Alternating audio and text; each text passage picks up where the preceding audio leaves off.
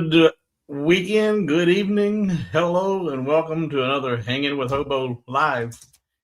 Glad to see you guys here. I wasn't real sure about what tonight's topic was going to be, and then I realized, hey, Valentine's right around the corner, and you know what? There might be something that you might want to do which is special, unique for somebody. So I said, you know what? Let's do a unique, fun Valentine's design. And a lot of you have been downloading the shot through the heart mandala as of recent, and I guess largely because it is approaching Valentine's. But the shot through the heart mandala had a like a revolver cross section or profile, or it. I said, you know what? We'll do that, but we'll do a twist on it. So that's what was in the thumbnail for the video. But I also want to show you what I've gotten accomplished here in the shop this week. And I have really, really come to embrace and thoroughly enjoy working with and a year ago, if you would have told me I was going to say this, I would have called you a liar. But thanks to Russ, I have embraced working with the MDF from Craft Closet. It is night and day different than the Baltic birch. I've even began to use the higher wattage on my laser because it cuts so much cleaner and efficient over the Baltic birch. I can use the higher wattage laser, and it doesn't. I have a much higher or much larger kerf with the Baltic birch than I do with the MDF, and that's because the MDF doesn't continue to burn away like the Baltic birch does, and there's no scientific proof. I haven't done any testing on this, but just from my observance and watching it while it's working, I think there's a much lower risk of fire using this MDF than there is with the Baltic birch because it doesn't smolder and burn like the Baltic birch does. So, and for the few that I've seen it, I did post my first members only video on the website. So if you are a former patron and you've gotten signed up and you're in there as a prepaid patron, you have access to that members only section in the website. If you are not a prepaid member, but you have already become an official member of the new website, you can click on that members only section and see the complete design process that I went through to design this. I did that this past week, and I went through the entire setup design process step by step to complete that. And that was done using two different layers of the Craft Closet MDF, gray and then the green on top of that. Chris says, I've been using MDF for years. The A quality MDF from the big box is better than what I have tried from other suppliers. And now that brings up a very good point of contention because I have been specifically saying that I'm using the Craft Closet MDF. The reason that I was so anti-MDF until Russ introduced me to this, I could never got a good quality cut, and it was always garbage. It was junk. The MDF I got from Lowe's or Home Depot, it's just junk, garbage. And I've tried a few others that just never really gave me great results. Well, he gifted me a pack of this stuff, and I very reluctantly gave it a try. And it was mind-blowing, the difference in the quality of the way it cut and the way it produced the end result. So I am now a huge fan and proponent of that material. In fact, I got in, another big order this week for these designs. I'm going to show you the other designs. If you have been following the Facebook group, Hobo with Wood Facebook group, you've already seen these, but a lot of you aren't on social media, and I just want to share these with everybody. Let's see here. What's Led Zepp? Oh, and Led Zepp, I did get I'm pretty sure I emailed you. Led Zepp won the drawing last week for the free sample from Brilliance Inks. And if you guys noticed, I didn't put the qualifier on there for US only. I let anybody and everybody do that because I figured, how bad could freight be on a can of spray? Well, wait, oh, here it is. Oh. Sounded like it broke, but it didn't break.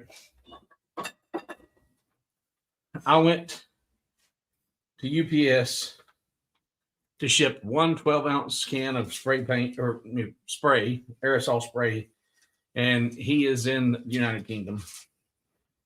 And the U.S. Postal Service wouldn't do it at all. Not at all. The cheapest thing that UPS had was their UPS Worldwide Expedited. It was $210.35. Yeah, I struggled with that.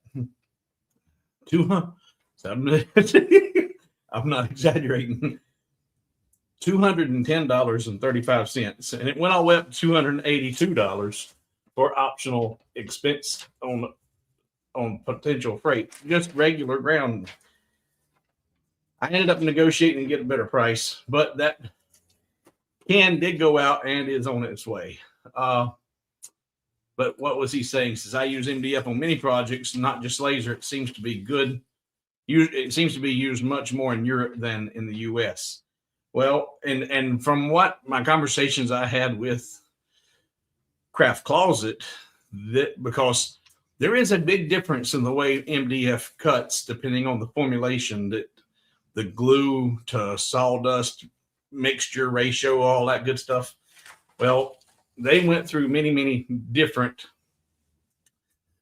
trial and errors to come up with this particular formulation, and I think they said it was coming out of Canada, and it is an ideal formulation for MDF for laser cutting, diode, CO2s, it doesn't matter. So in fact, just giggles banners show hobowithwood.com/craft closet will take you to their website and let them know that, hey, I sent you over there. Their representative was a real good interview last week. I enjoyed that. It was very informative.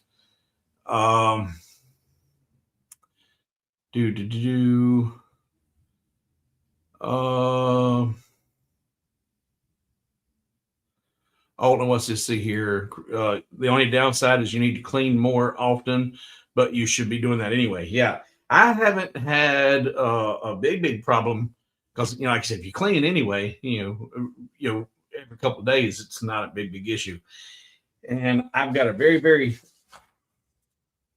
special formalized chemical compound for cleaning the surface, because the surface of this material, once it's cut, it does have a whole lot of soot and residue all over the surface of it. And I've got a special formulation that I can spray on a rag and it just wipes clean and looks perfect.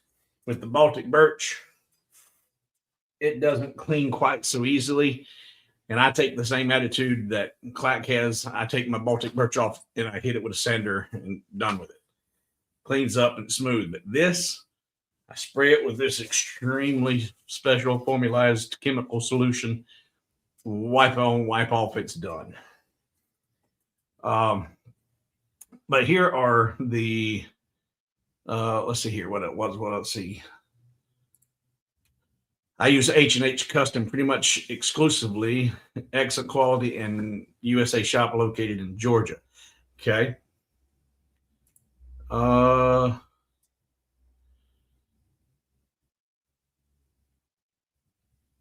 No, and good. He says that was scheduled for Monday. Good. Follow up. Let me know you definitely got it, and was happy to do that. Different countries have different regulations regarding glues, etc., and what can be used in different products.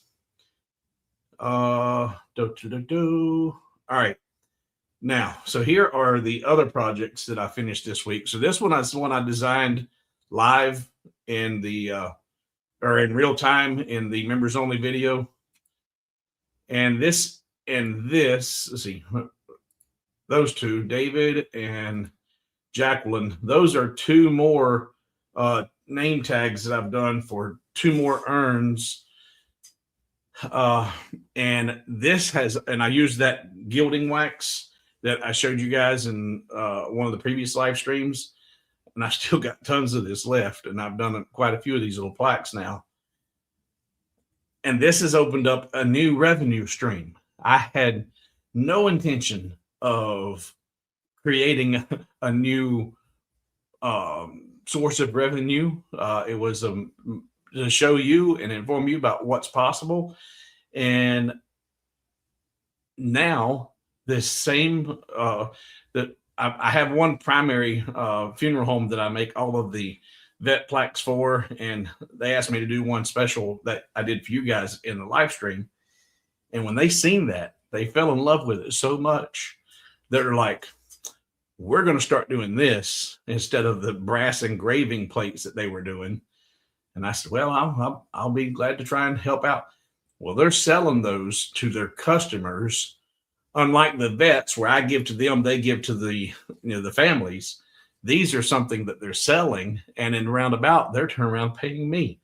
So I wasn't looking for it, wasn't asking for it, but it does look really, really, really good. So if you haven't played with the gilding wax, that's something you really should entertain, especially if you're doing any kind of markers.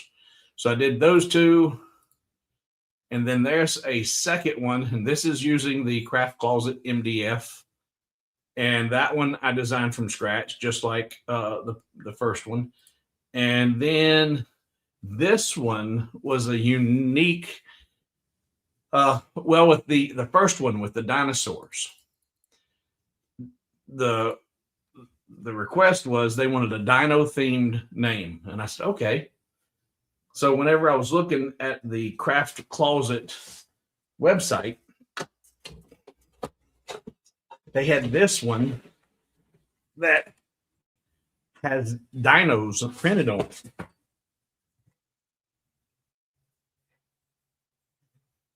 And initially I thought that might be kind of cool for the backboard and then have the name cut out. And if it was just the name without any additional artwork in the name, it would have been really cool. But because I had already done all the artwork with the dinos and the letters, it was too much. The dinos and the letters competed with the dinos on the board, and it didn't look good. So I opted to go with the solid gray with the dinos. But this would be really cool because if you had, if you were going to do stuff kind of like in a live environment or made to order, quick and easy, doing those individual letters and creating unique animals and artwork and bringing dinos in or flowers in and vines in. If you watch the video, it's a lot of work. But if you were just doing the letters, push them together, weld them, done. That's it. Cut it out and then glue it on top of this. Now you've got a dino themed. That would look really cool. Then I also had the request for a deep sea theme. Whales, sharks, mermaids, sea turtles, that kind of thing. And I was like, okay, pool or seawater. It's actually, they call it pool water, but it looked like ocean water to me. So I was like, okay. So that one got transformed into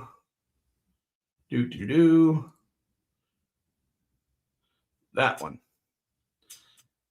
And that turned out really, really good. There's not so much going on in the background that it's too busy. and that gave a really, really unique look to a piece other than just two solid colors. So I was real happy with the way those turned out. All right. Now, so that's what, and I'm still working on getting all the bugs worked out on the website. If you were going to order, this was pointed out to me last week, if you're going to order a quantity of 10 or more of an item, like the paperweights, the frames, any of that kind of stuff, the plaques, currently, unless she's fixed it and hadn't informed me yet, it's only showing a single digit of quantity. If you put in a 10, it's there, but you only see a 1. If you put in 20, it's there, but you only see the 2. I'm still looking for that to be corrected. Just had a whole lot going on with that and a whole lot of other things. Like, the reason I haven't done another members only video yet is I'm looking to have the ability to send a mass mailing, just like I did with Patreon, to all of the members to say, hey, look, new content's here, so I'm trying to get everything lined up and working. And there's Russ. Russ, I was just talking about you and giving you credit for turning me on to that craft closet. That is some awesome, awesome stuff. All right. So, I seen Carl in here. Yeah, there you go. And Carl says, yeah, the price does show the correct math. It does do the math right, even though it doesn't display the total quantity. And I failed to send Carl a jig with his paperweights because I thought he had ordered previously. And I assumed he had one. And you know what happens when you assume. So Carl, there, I've got it finished. I got it all cleaned up. I just got to get this and your parts out tomorrow. Those will go out tomorrow. If I've failed to send anybody else a jig that's expecting one, let me know, because I screw up.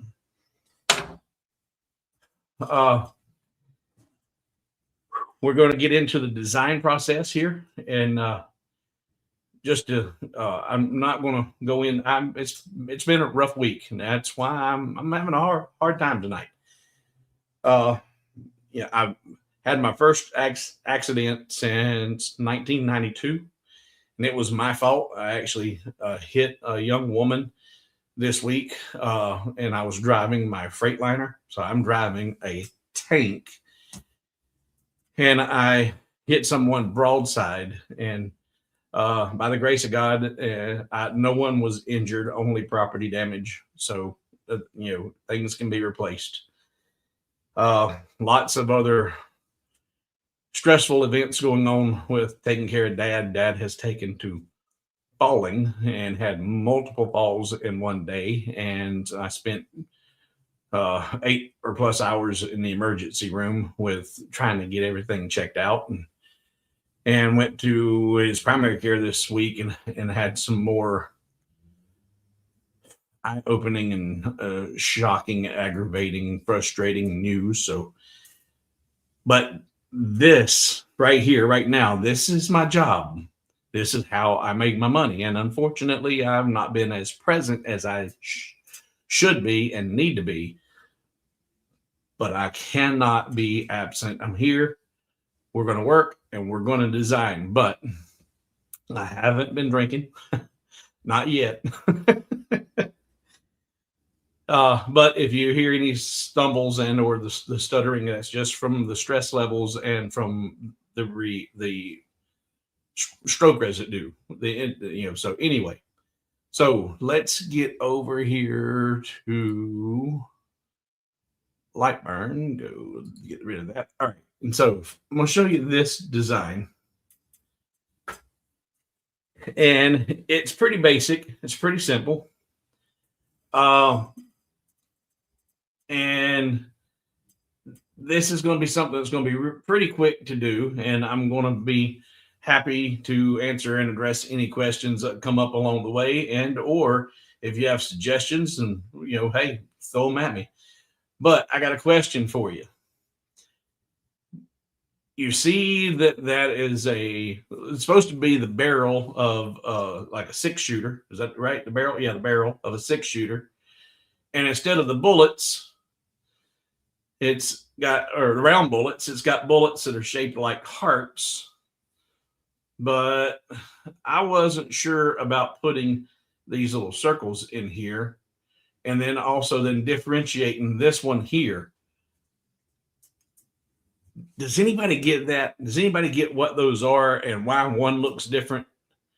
Does that go, or does it really add a little something to the overall design? I'm curious what you guys think.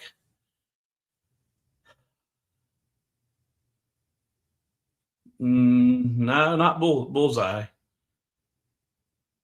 And I know we got some Second Amendment friends out there.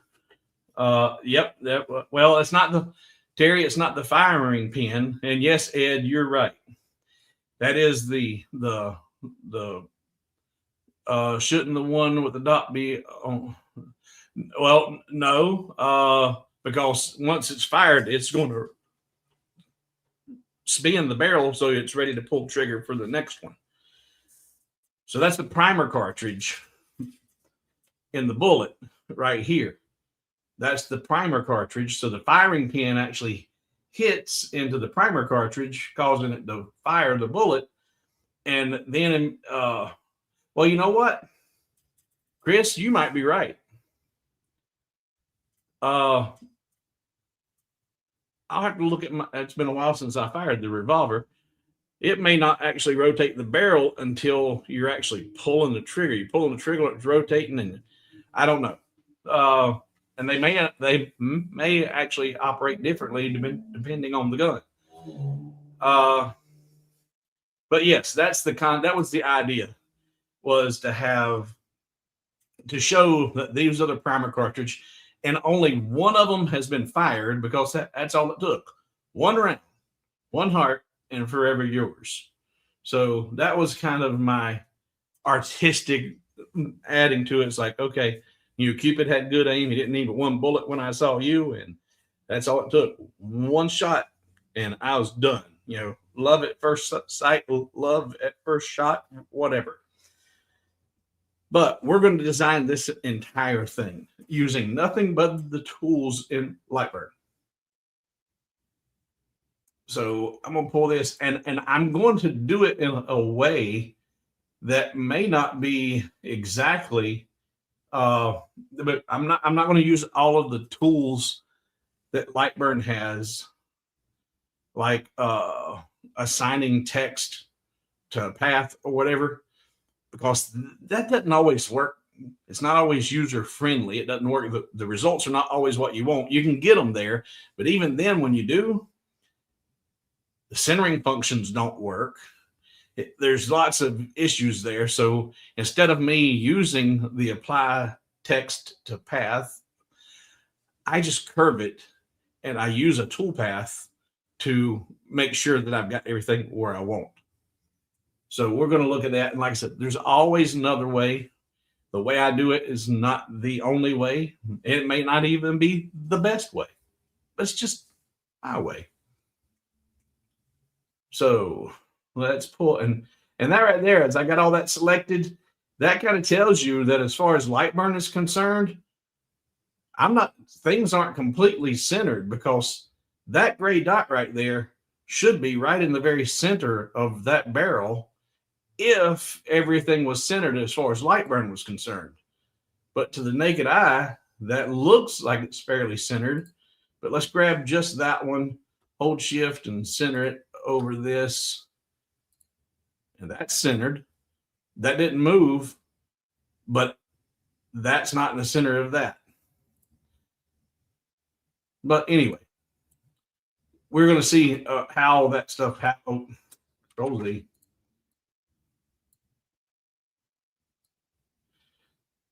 I didn't lock that. I don't know why that's locked. It says lock selected shapes. I don't want to lock it. I want to unlock it if it's locked. Tools. Those are showing that it's locked. Tools. Huh. I don't want to lock it. I want to unlock it. It won't let me move that. Let's see. Turn. There. Okay. There's why. That's why it was showing off. Now we move it. Okay. There we go. Well, looky here. We got Craig in the house. Surgery went well in the hospital. Now I have more screws and rods than Ace Hardware. Well, I'm glad you're here and I'm glad things went well. All right. So let's see here. I can get rid of that. There we go. It need that. Maybe that was why it wasn't. Yeah, that's why it wasn't putting it. But see, it's still not directly in the center, but it's closer. All right. So let's start designing. Now, I want this to be the heart-themed revolver barrel. So I need a heart. So I'm going to go to my art library, and I'm just going to pull in a heart. If you don't have a art library that has a heart in it, then you can use about any AI out there, or there are tons and tons of free graphics that you can grab and pull into LightBurn to grab your heart. And then I promise you guys, if you will start creating libraries when you need something and you don't have it, if you don't have a library for it, create a library and save it. It's going to save you so much time in the long run.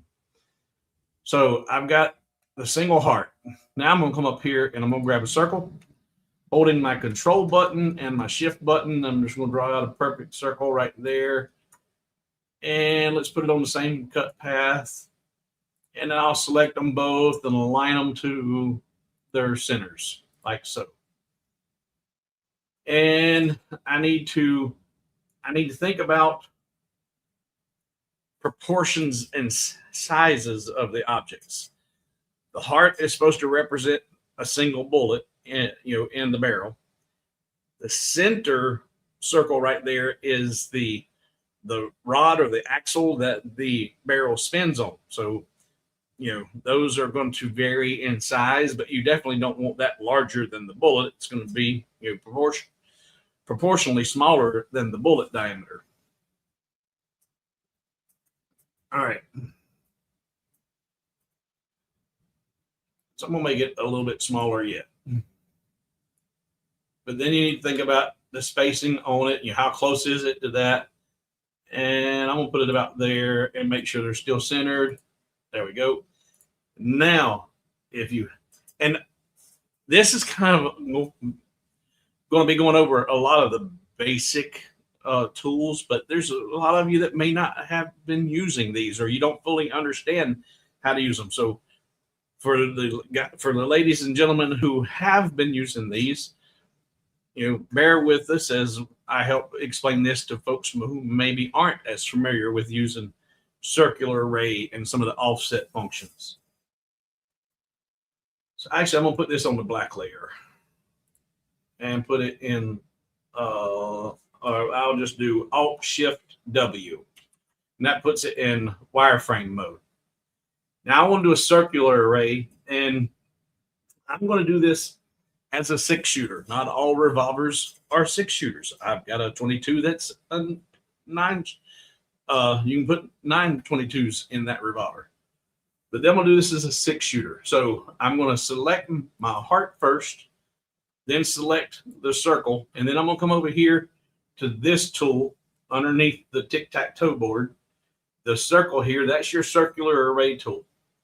And when you select this, or when you want to use this, the priority in which you select your objects is going to determine on what gets created in an array around the other object. I want to have 6 hearts around the circle. So I need to select the heart first, then the circle. And that's what I did. Heart first, hold shift, select the circle, go to your circular array tool, and your number of copies are right here. And so if I had a 9-shot, then you'd see there, that's the hearts are too big to be a 9-shot revolver, they would have to be smaller, and that's why this little 22, they are really small. But on a 6-shot, that looks actually pretty good. So I'm going to do that, and I'm going to group my results and say, okay.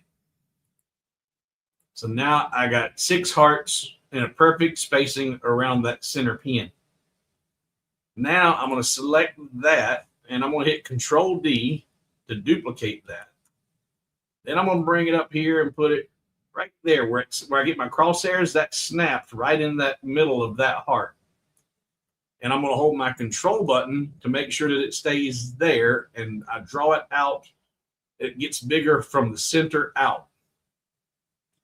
And I'm going to bring it to where I've got a good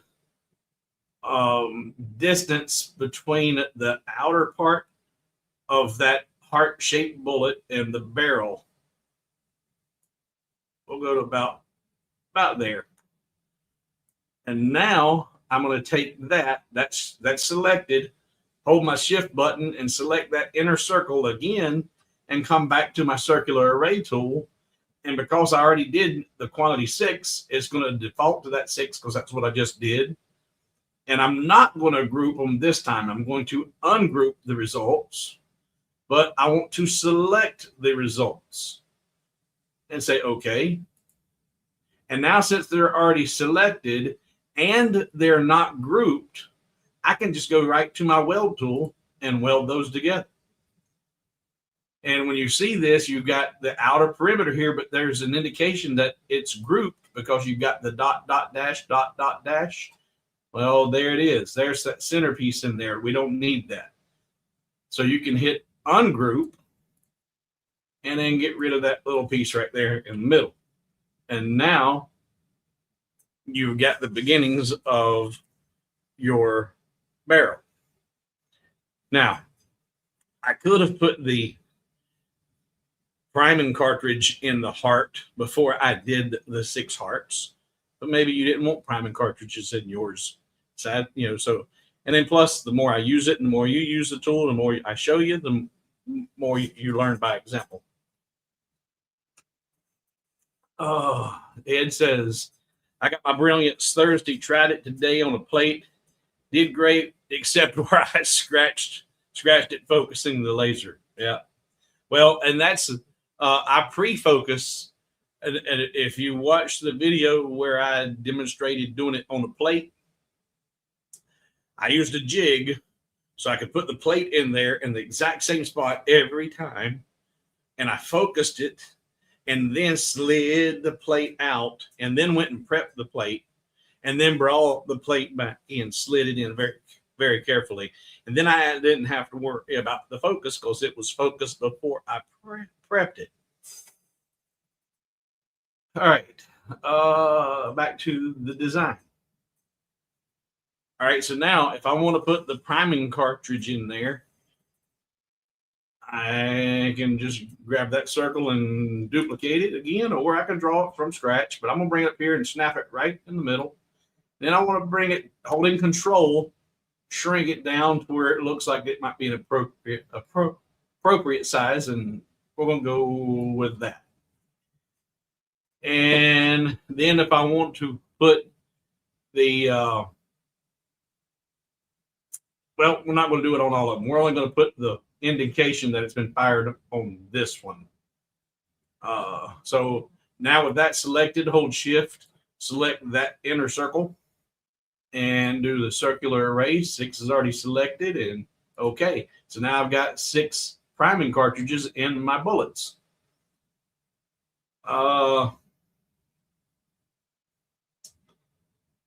And Chris says, when using sprays, etc., I put a piece of paper over material before focusing. Yeah. I don't even want to mess with laying anything on the surface or taking the chance. I get it all set up prior, and that way it's ready to go. Once it's prepped, I can put it under there and hit go. All right, now I want to, these are grouped. No, they're not. They're ungrouped. That's fine. I'm going to come over here to this one, and I'm going to duplicate it, and I'm going to bring it down, holding control.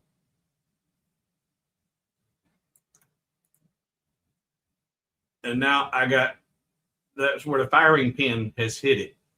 Now I'm going to put it from the wireframe mode into the fill mode so you can see what needs to happen next. So if we do Alt-Shift-W,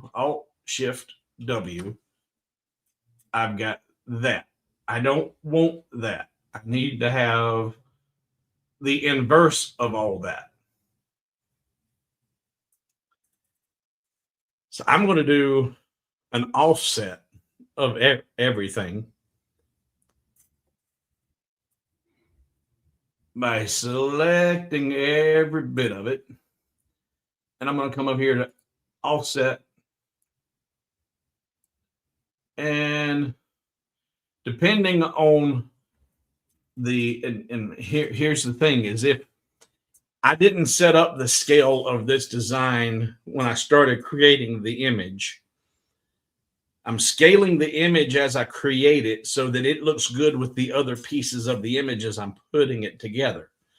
And when I get done with that, it might be that it was 7 inches and I didn't need it that big. Then I could just grab it all and scale it down. And it's going to scale down accordingly. But with the offset, that's why I can't say, well, let's do an 1/8 of an inch offset or 1/16 of an inch or a 1 millimeter offset, because depending on how big your piece is when you're designing it, it may need to be because if you're designing it and it's actually 12 inches, a little 1 millimeter offset might not be nearly enough. You need to be 4 or 5 millimeters or something. So do it by what looks good. And that way, once you scale it all down, it should all still look good. So here, I think actually I need to have maybe just a little bit larger. And that might be too big. 0.08. Yeah, I'm going to go with that and say okay. So now I've got my 6-barrel loaded with 1 fired.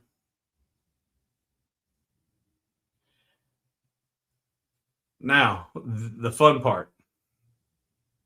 And I'm going to show you the aggravating part of using the text and applying text to path.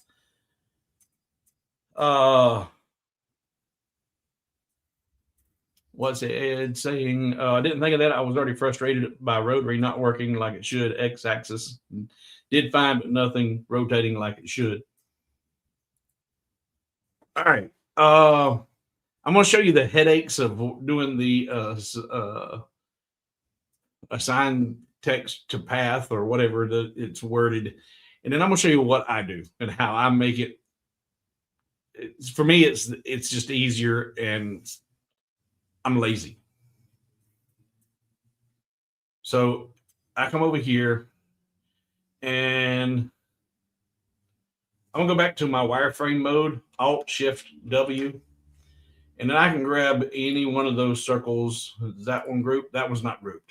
I'm going to duplicate that. And the reason I'm duplicating that, and I can duplicate that and then just draw it out, it's already centered. It's positioned. So by duplicating it and holding Control and then enlarging it from there, I don't have to tell it to go center. It's already centered. I could easily just draw out another circle and then select it and select the revolver or the barrel and tell it to center up. But it's already centered. So just duplicate it and make it bigger.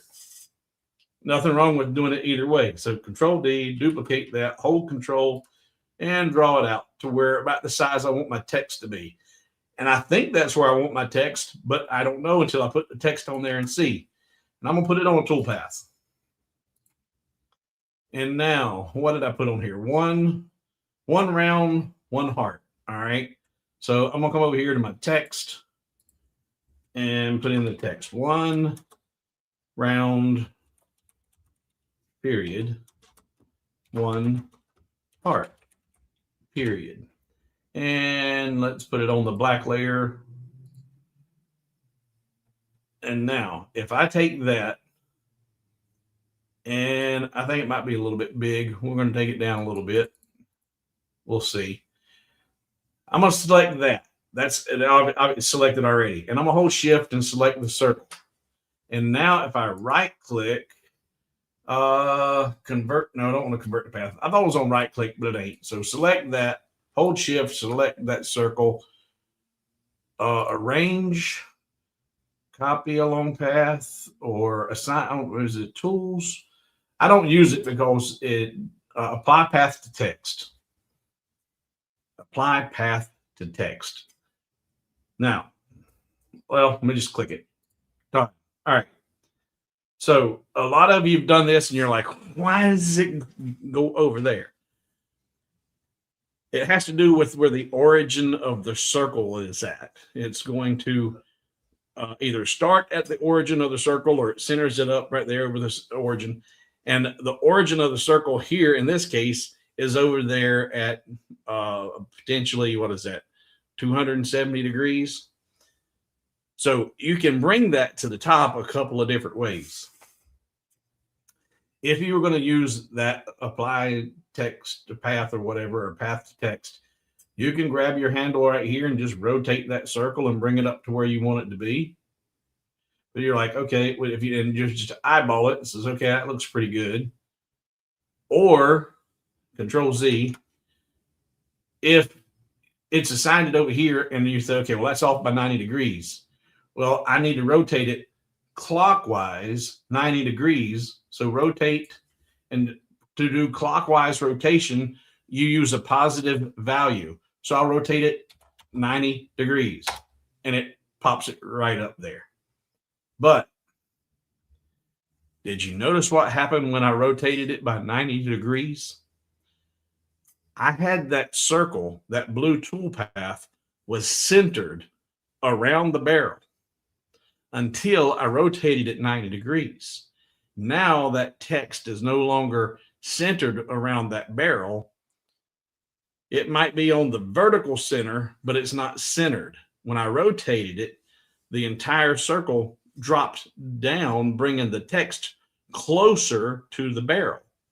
And that's because it's considering the height of the text that extends above the circle as part of the overall size.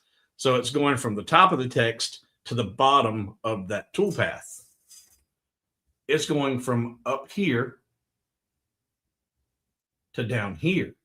And see the gap that's here compared to the gap that's here. And if you notice, that circle right, or that little gray dot, if it was in the perfect center, it'd be in the center right there, those crosshairs.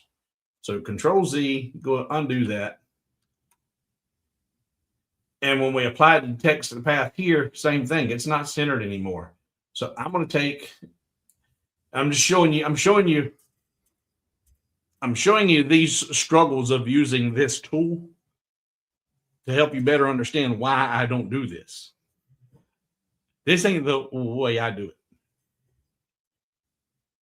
But there's that, I've got just that toolpath selected, and the toolpath shows that it's centered up.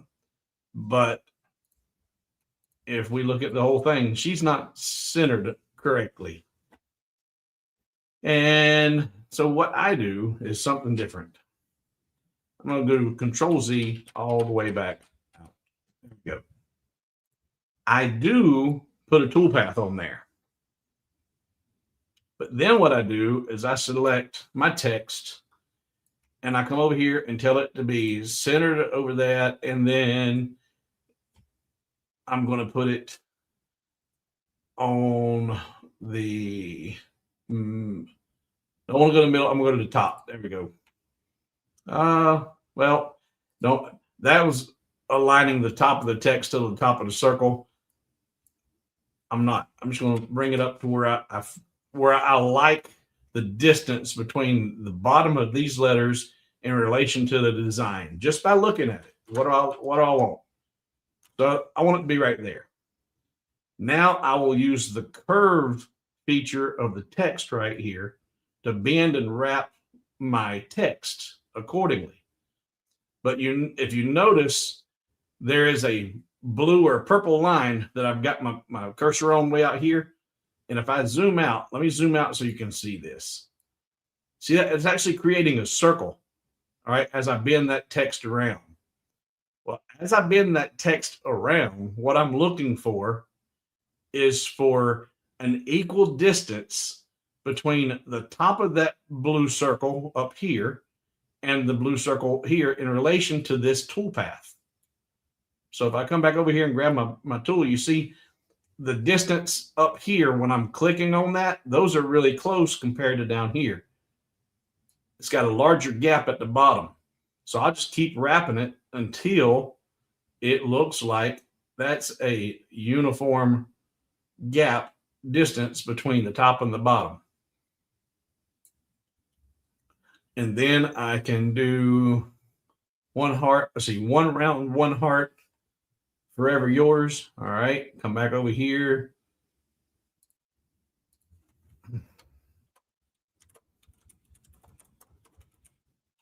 I did all caps, or not all caps, but capped the first of each one. Forever yours, and I'll do an exclamation this time. And then take that.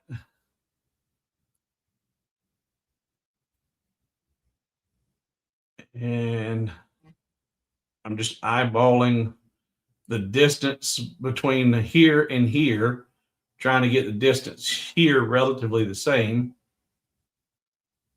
Because especially when you're working with text, text does not follow the same rules as circles and squares and shapes when you're aligning things. Fonts, true fonts, text, if it has a curve to it, like the S or the O, those curves that extend above the letter, those get ignored by LightBurn. It looks at what the letter would be. The curved S is going to be taller than the letter T. If they're the same font, same point size, same everything, the S is larger than the T because it's got a curved bottom and a curved top. And when LightBurn looks at the fonts, it looks at every font as if it has a flat bottom and a flat top. So when you're trying to align text with your designs, it's almost always better to do what looks good. Use this as your alignment tool. Use the circles and the shapes like that to help make sure that everything looks like it's centered and you've got a good constant curve around it. But as far as the spacing goes, what looks good is more important than what LightBurn says. So I'll start there. And now I'm going to do the same thing. I'm going to grab my curve purple dot right here, press and hold my left mouse button and start drawing in my circle.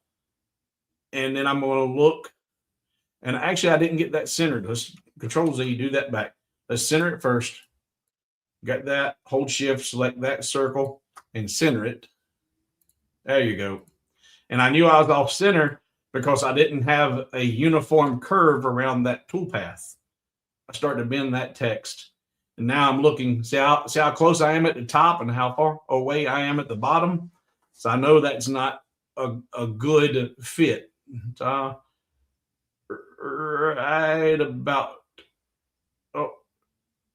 right about there looks pretty good.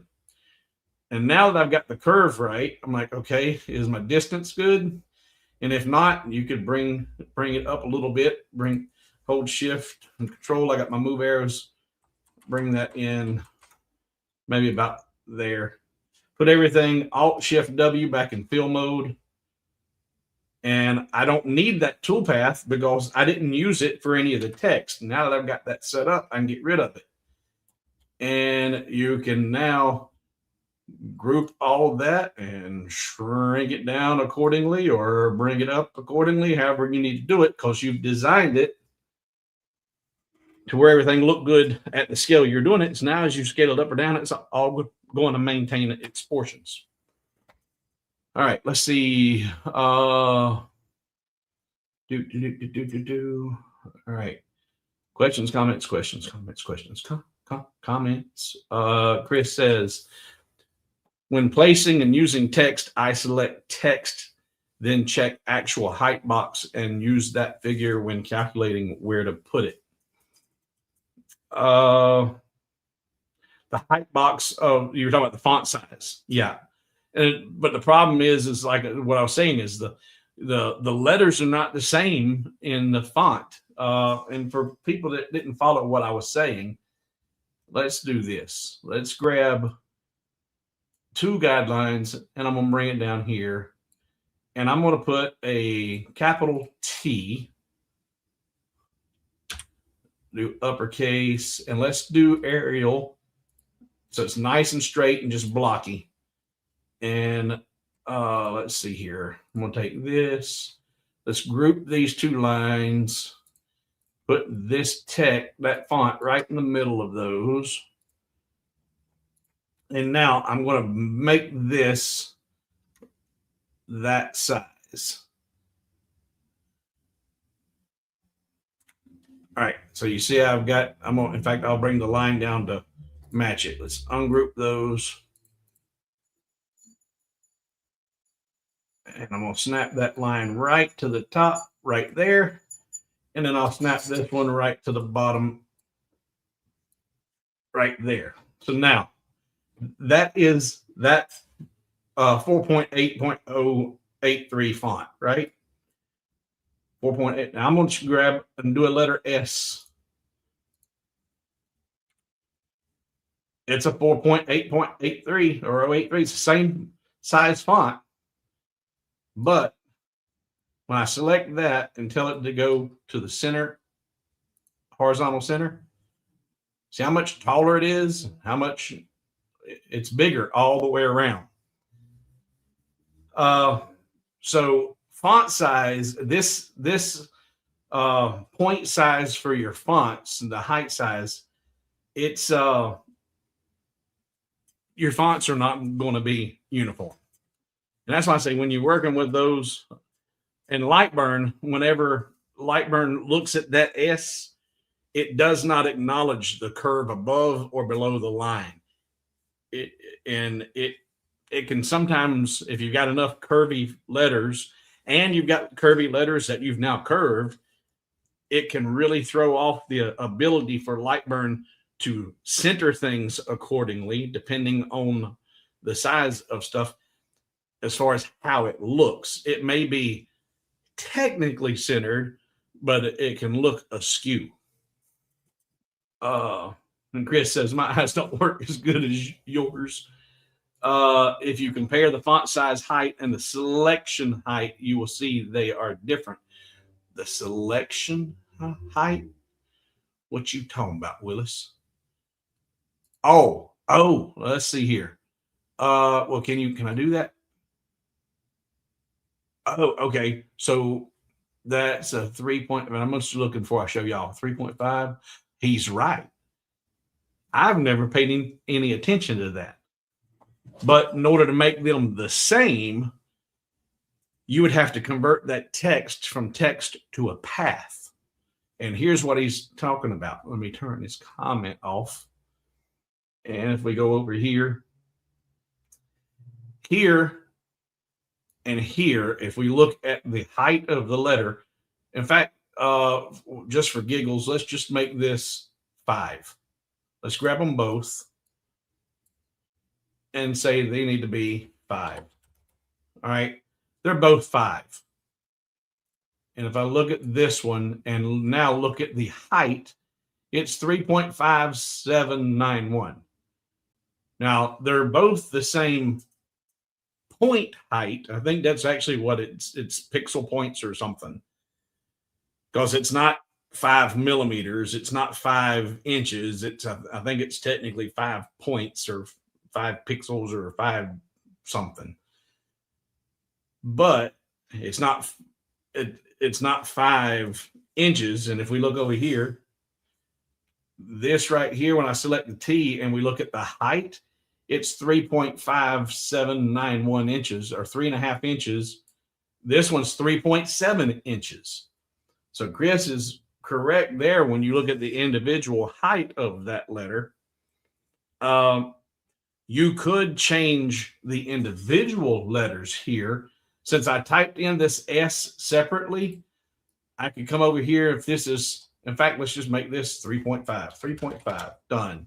Then I could select this one and tell it to be 3.5. And then they're going to be, will they be the same? Let's look. I'm curious. I'm curious, Chris.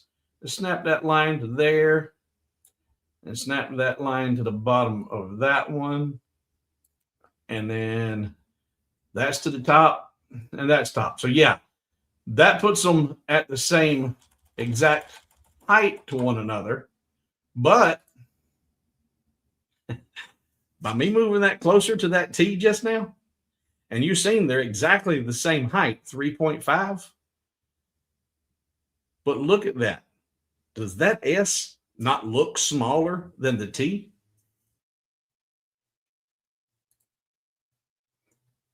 And I'm guessing that's because when we reduced the height of it, it also reduced the stroke size of that. And so that makes it look like it's overall smaller than the T. Yeah, hey, there's the clack. And yeah, that's what fonts measure, and that's what I said, point size. And the point is one. There he goes using fractions. 1/72 of an inch.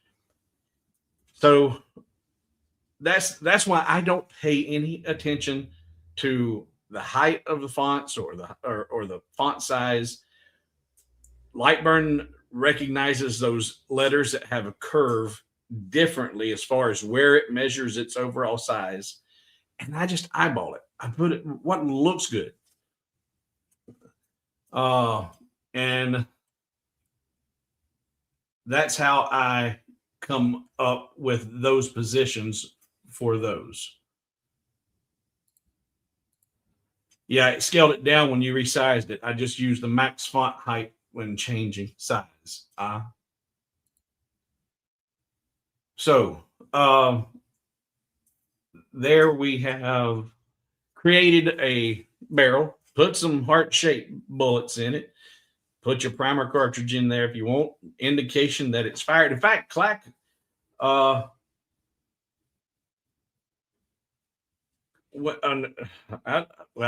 guessing you probably didn't carry a revolver.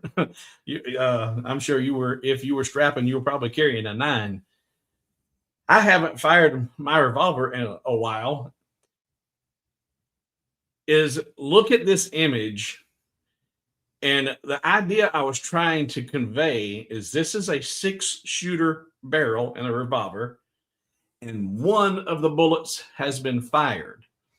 If it's been fired, is it correct to have that bullet, that fired bullet, at 1 o'clock, or should it still be at 12 o'clock? Where should that be? Should it be over here, the fired bullet? Once the trigger's been pulled, the bullet's been shot.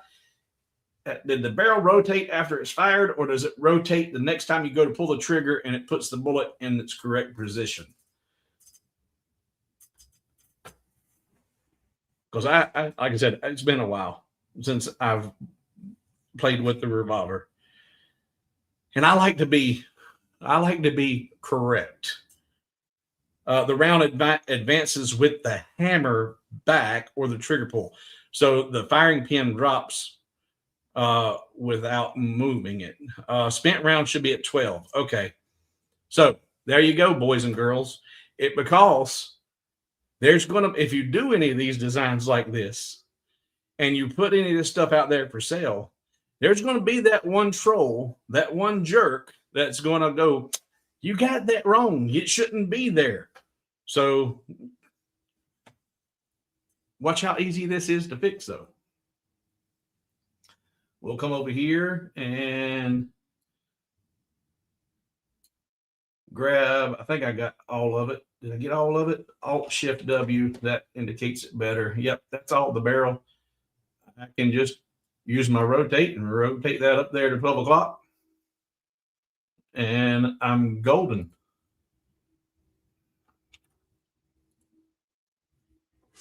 And I kind of like that better. And it's correct. All right. So, and I didn't realize I had that going the whole time. That's why I don't do banners. I'm not real good at producing the live streams. Hi, there we go. And putting together the videos and editing those out. To get all those details, it's hours doing all of that too. So has anybody got any questions about what we talked about in this design?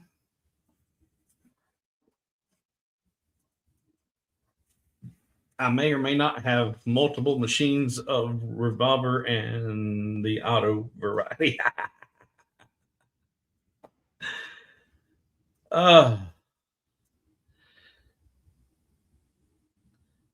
So that's a pretty simple design, and you could incorporate that. And if you haven't seen it, let me show you. Come to Papa here,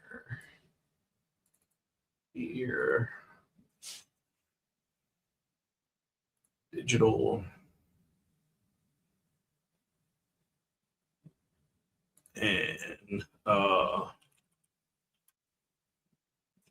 done. Okay, all right.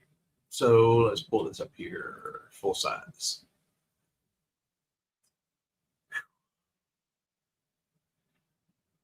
So what prompted this tonight was this has been being downloaded pretty heavy in the last few days. And it's the shot through the heart mandala that I created. And I've got a similar barrel in here, the 6-shooter, your revolver barrel in there. And then I've got heart themes around it in the middle here and in the perimeter. And I just called it shot through the heart. But in tonight's design, I had the idea of putting the heart-shaped bullets in there instead of just round bullets. So I thought that was pretty cool. But that's what stimulated this. And go back to LightBurn. All right. Once you've created a piece like this, once you've created the barrel, let's get rid of this text and get rid of this text. And maybe you don't want the indication, fired indication in this. So let's get rid of that. Let's make sure all that's grouped. Now that all that's grouped, you can use the circle array tool again. Hold shift, get a perfect circle there.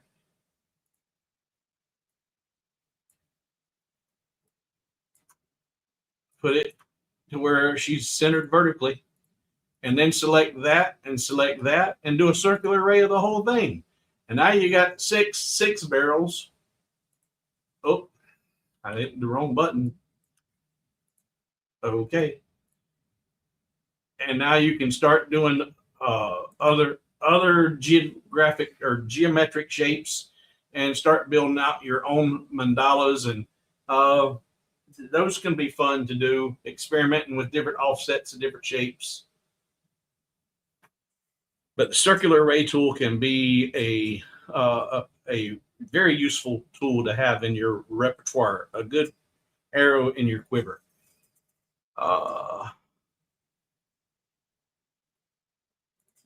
The shot through the heart mandala has the center of the cylinder offset jumps out at me. What you talking about, Willis? Let me go back over there. Oh, and I think I know what you're talking about here. Switch. I thought I could make just there we go. You don't in here the red is got that offset in there, and that's a result of creating that red layer. The red layer is an offset of that pink layer, and I did an inward and outward offset, and that created that. And I left it so you could see the third layer, but you could actually have eliminated that from the design. But yeah, I just went with it to see even more dimensions, that the extra depth, the 3 layers. Oh.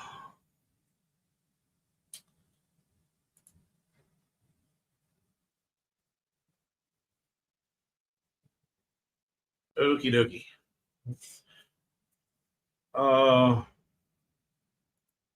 Save the cylinder into your art library too. Yep. If it's something that you do a lot of, yeah, and I've got, here's the downside to saving everything to your library is you forget that you've got it in your library because you end up with so many libraries and so many things in each library that I try not to save too many designs in the library. I try to keep those to basic shapes. So, I've got my heart, I've got my star, I've got, but I generally don't put designs into libraries. The only time I have a design in the library, most of the time, is if it's a work in progress and I have a WIP folder, WIP, work in progress folder, that I'll just grab that, drop it into the work in progress folder. If I'm needing to get distracted and go work on something else, then I can just go grab that, pull it back in, and pick up where I left off. But and there's nothing wrong with putting that into, putting shapes or designs into your library. If it's a basic design that you're going to be using frequently, or maybe you have a library of revolver barrels that you've got different calibers, and you got one that's a 357, you got one that's a 22, you got a 9-shot versus a 6-shot.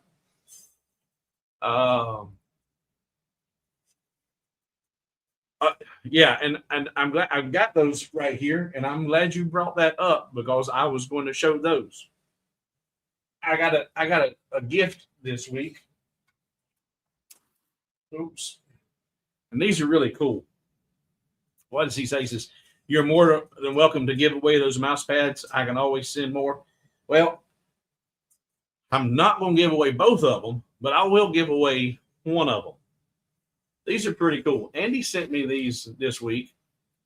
He sent me 2 of them. And they're LightBurn mouse pads. And he's got all of the shortcuts for your hotkeys and the menu keys. This information is in LightBurn that you can go download and print out if you want. But he's printed it out and made it into a mouse pad. So now you got it literally at your fingertips. So this time, boys and girls, let's do just. I need to overcome that last expense shipping to UK before I do any more international shipping. I'll give away one of these mouse pads, and let's do it here in the US. And let's do where is the giveaway? There it is. We're going to do that live stream, and we're going to do. And remember, boys and girls, one entry is all you need to do because multiple entries don't count. It's just one entry per person.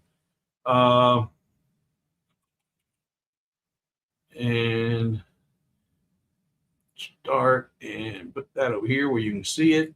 And so do hashtag mouse. Hashtag mouse. And we'll give away one of these nice mouse pads. Mouse pads that Andy created. Super, super nice.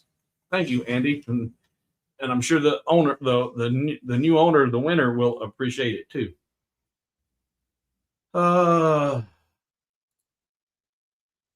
If I have a library for an occasion, I check that first to see. Yeah, like Valentine's, Christmas, that kind of thing. Yep.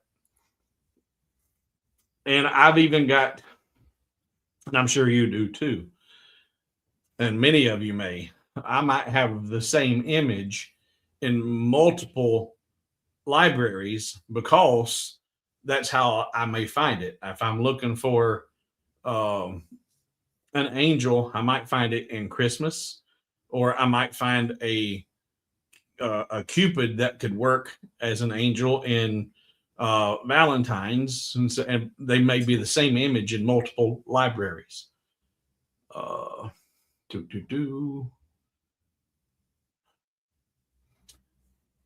But anybody have any questions about what we did tonight or suggestions? Questions, suggestions? And I appreciate your patience with the new website. Things are slowly coming around and really looking good. The problem I'm at right now is the web designer used a page designer that I'm not familiar with. And that's why it looks so good. Is because I'm not doing it. And I wasn't using his page designer theme that he was using. And it does it completely different than what I've been doing. And so I'm afraid that until I get really familiar with this, I'm afraid to make changes because I don't want to crash the site. So I'm at their mercy until I get better versed with this web page designer. And they didn't get back to me this week because I gave them a list of things that you guys and gals let me know about Sunday that you had problems with placing orders and that kind of thing. So we'll get it straightened out. All right. So let's go over here and make a drawing.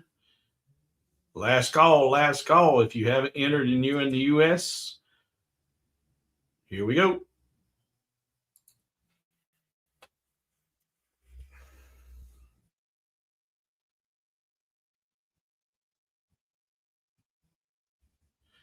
Well, looky there. Craig is our lucky winner. Craigie boy, we'll get that out to you tomorrow. Button. There we go. And you will be the proud owner of a new hotkey mouse pad.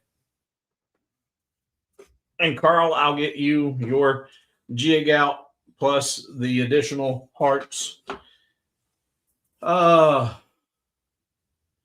Chris says copy files to your computer, then try changes on that folder, not the live one. What you talking about, Willis?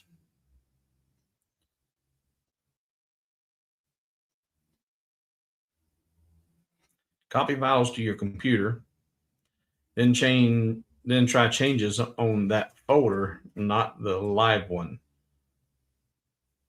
I hear what you're saying, but to what advantage? If what I'll do when I'm designing, sometimes I will have, if I'm happy with where I'm at with for the web page. Gotcha. Yeah.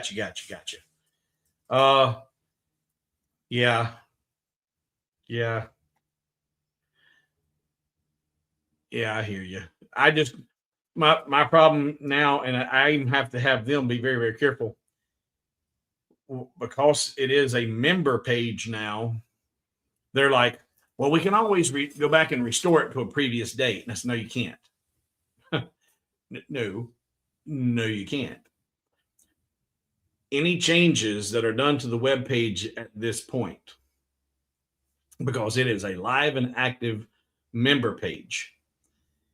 If Craig signed up today as a member and sets up all of his information, he's a gold member, and we make some changes on the web page that end up requiring us to go back and load a previous date, well, then that erases everything that he had done and set up, and he's got to do it all over again.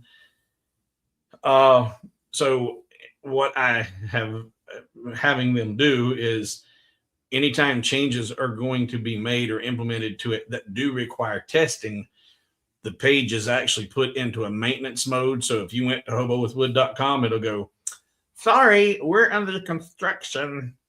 And you won't see it for a few minutes. And once we get it tested, it's working, then up and running it goes. And now we ain't lost anything. So, yeah, I'm because this is adding the layer of the members to the web page.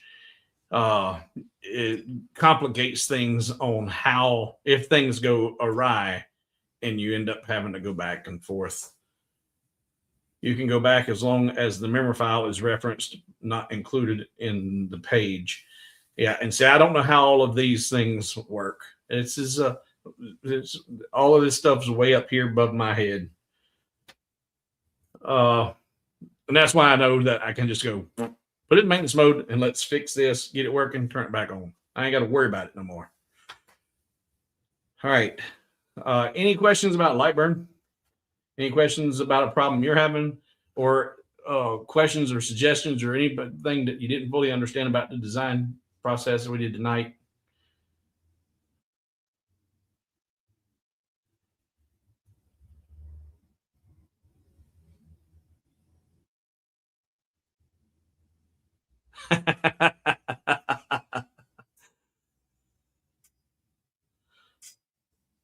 Craig says his feed froze. All right. And Andy, Jesse's asking about buying a mouse pad from you. And the way that this stream works, you can't put in, I don't know if you guys can share, you might be able to share email addresses with one another. I don't know if you can even do that or not. They have some limitations on being able to share links and stuff like that. But Jesse's asking about acquiring one of those mouse pads. If you can't figure out how to get with one another, if you email me, I can get you in touch with one another. All right.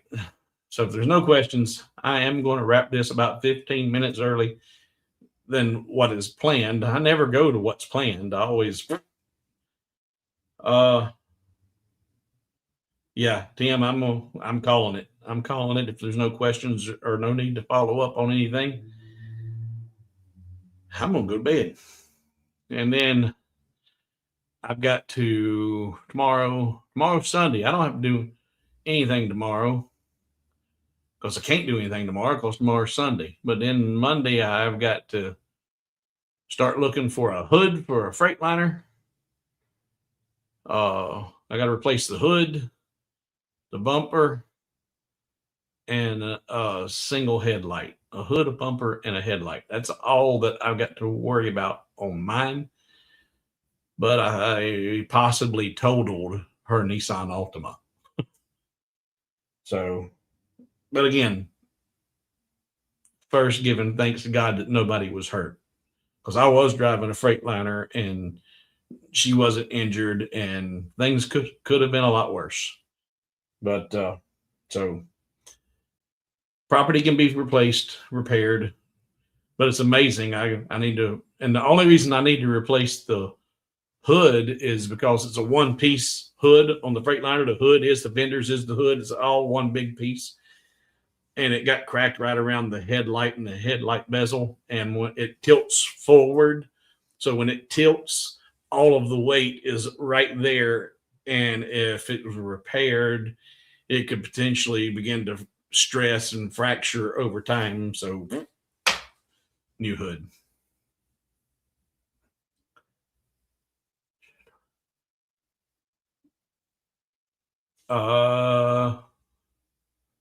Don't follow what you're saying, Chris. Don't tell anyone to put a space. Oh, okay. So if you're wanting to put links in, like share your emails, Chris is saying put an obvious space in an obvious place. So, like, I guess if you were wanting to put in there, you guys wanted to share Andy's email. If Andy's email was andy@gmail.com, you could probably put in andy@g space m space al.com, and it would probably work. And if you recognize that it's supposed to be an email, you just get rid of those spaces. No, Carl, you're right. Carl said it doesn't take much to total, but Hers, I hit it in the passenger's rear door and quarter panel. So, and I wasn't rolling but 2 or 3 miles an hour. I mean, I was at a dead stop and just pulled out, and she was coming, and I didn't see her. She was hidden by my side view mirror. It was in a blind spot. And I did not listen to my 10th grade driver's ed teacher, because you're supposed to go look left, check right, and then look left again to make sure it's still clear and go. And I looked left, looked right, and went. And if I would have looked left, looked right, and left, that second time I looked, she would have been out of my blind spot, and I wouldn't have hit her. I was in a hurry, and it was my fault, and I hit her. But I was at a dead stop and just rolled out into the intersection, and so I didn't hit her hard, but hard enough with a Freightliner that it may be totaled. That works too, Jack.